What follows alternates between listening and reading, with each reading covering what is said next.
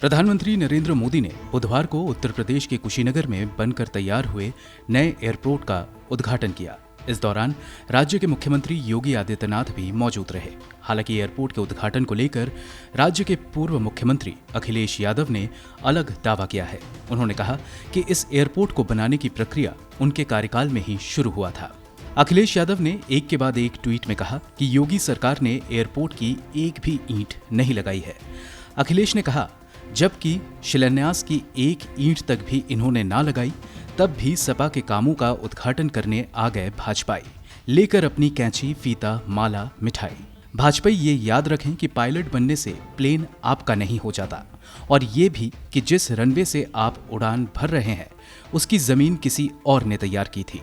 Hashtag Sapa का काम जनता के नाम के हैशटैग के साथ अखिलेश ने एक अन्य ट्वीट में कहा कि सपा की सरकार में शुरू हुए कुशीनगर एयरपोर्ट के आरंभ होने से इस क्षेत्र में पर्यटन व आर्थिक गतिविधियों को बहुत बढ़ावा मिलेगा। भाजपा को सपा के जनहितकारी कार्यों से प्रेरणा लेनी चाहिए। सिर्फ सपा के कामों का उद्घाटन करने का कीर्तिमान नहीं बनना चाहिए। कुशीनगर हवाई अड्डा 3600 वर्ग मीटर में फैला हुआ है। हवाई अड्डे का निर्माण 260 करोड़ रुपए की अनुमानित लागत से किया गया है। नए टर्मिनल के पास व्यस्त समय के दौरान 300 यात्रियों को संभालने की क्षमता है।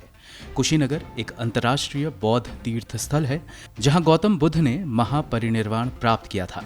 ये बौद्ध सर्किट का केंद्र बिंदु भी है, जिसमें लुम्बिनी, सारनाथ और गया के तीर्थ स्थल शामिल हैं। ये उत्तर प्रदेश का तीसरा अंतर्राष्ट्रीय हवाई अड्डा होगा।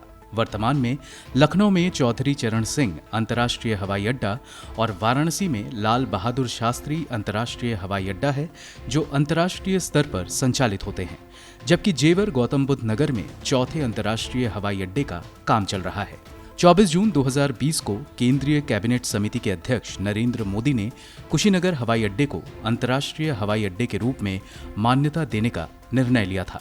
सरकार को हवाई अड्डे के निर्माण के लिए प्रतिष्ठित बुनियादी ढांचा कंपनियों से 2013 में 15 तकनीकी बोलियां प्राप्त हुई थीं। राज्य मंत्रिमंडल ने जनवरी 2014 में परियोजना को मंजूरी दी थी और वित्तीय बोली दस्तावेज को मंजूरी दी, और इस दौरान राज्य में अखिलेश यादव के नेतृत्व वाली समाजवादी पार्टी की सरकार थी। लेकिन लागत और परियोजना के आकार को कम करने के कई कोशिशों के बावजूद किसी कारण से कंस्ट्रक्शन का काम शुरू नहीं हो सका।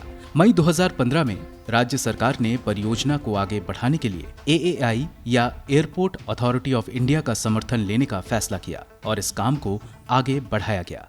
बाद में जून 2020 में बौद्ध तीर्थयात्रियों को आकर्षित करने के लिए हवाई अड्डे को अंतर्राष्ट्रीय दर्जा दिया गया था।